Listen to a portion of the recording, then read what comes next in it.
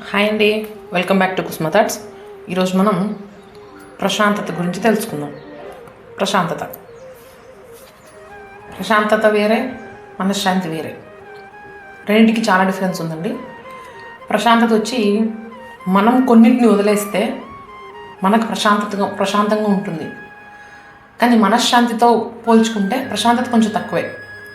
మనశ్శాంతి మనం ఎప్పుడు తెచ్చుకోగలుగుతామంటే అందరు చెప్పినట్లు చచ్చిపోయిన తర్వాత ఇంకొకటి అది జీవితానికి బియాండ్లో ఉంటుంది మనశ్శాంతి. దాన్ని మనం తెచ్చుకోవాలంటే ఇన్ని బంధాల్లో కూరుకుపోయి ఇన్ని విషయాల్లో మనం లోపలికి వెళ్ళిపోయి పిల్లలని అదని ఇదని ఇన్ని సంసార దీంట్లో మనకి చచ్చిన మనశ్శాంతి దొరకదు. కానీ ఆ మనశ్శాంతి దొరకలేదా అని ఆలోచించేదానికంటే ప్రశాంతతని మనం వెతుక్కోవచ్చు. ప్రశాంతత ఎప్పుడు దొరుకుతుంది? మనలో ఉన్న ఈగోని, మనలో ఉన్న కోపాన్ని, వాడెంత అంటే నేనెంత అనుకునేదాన్ని, వేరేవాడు బతుకుతున్నా నేను ఎందుకు బతకట్లేదు అనేదాన్ని మన మైండ్లోంచి ఎప్పుడైతే తీసేస్తామో ఆ రోజుటికన్నా మనకు ప్రశాంతత దొరుకుతుంది. ప్రశాంతత మన చేతిలో ఉంది.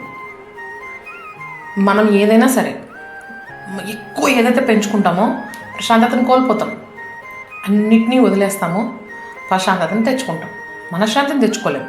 ప్రశాంతత యాజ్ యూజువల్ మన చేతిలో ఉండే పని. అది నీకు మన మనసుకి నచ్చింది చేసి సంతోషంగా ఉంటే, కష్టాలు ఉంటాయి, బాధలు ఉంటాయి, నేను లేదు అని ఎవ్వరికీ చెప్పను. కానీ లాస్ట్కి వస్తే జీవితమా కష్టాలా అంటే జీవితమే. చాలా ఏళ్ళు స్ట్రగుల్ చేస్తే కానీ మనకి మనిషి జీవితం రాదంటారు. సో అలాంటిది ఇచ్చినప్పుడు ఫైట్ చేద్దాం, తప్పేముంది? ఫైట్ చేద్దాం. దాంట్లో ప్రకారంగానే మనం ఎలా నడుచుకోవాలో చూద్దాం. ఎదుటి మనిషిని ఇట్స్ ఓకే, క్షమిద్దాం, ఏమైపోదు. దానివల్ల మన కోపం వచ్చి మనకు బీపీ పెరిగి మన ఆర్గాన్స్ నాశనం అయిపోతాయి తప్పితే ఎదుటివాడికి ఏమీ లాభం ఉండదు, మనకి ప్రశాంతత ఉండదు.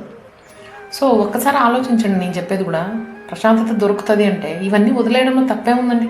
మన మైండ్ పీస్ఫుల్గా ఉంటుంది, మనం హ్యాపీగా నిద్రపోవచ్చు, మనం హ్యాపీగా ఉండొచ్చు. ఇలాంటి సిచ్యువేషన్సే మనకి దగ్గరగా ఉన్నప్పుడు కోప్పడి మనం బీపీలు పెంచుకొని హైరాణ పడిపోయి అసలు మనం మన ఆర్గాన్స్ మనం ఎందుకంటే పాడు చేసుకోవాలి? ఒక్కసారి ఆలోచించండి మీరు. నేను చెప్పే దాంట్లో మీకు ఒకవేళ తప్పు అనిపిస్తే నువ్వు చెప్పింది తప్పని కమెంట్స్ చేయండి, ప్రాబ్లం లేదు. నచ్చితే లైక్ చేసి ఇంకొకరికి షేర్ చేయండి. తెలియని వాళ్ళు కూడా తెలుసుకుంటారని చెప్తున్నాను. Thank you so much.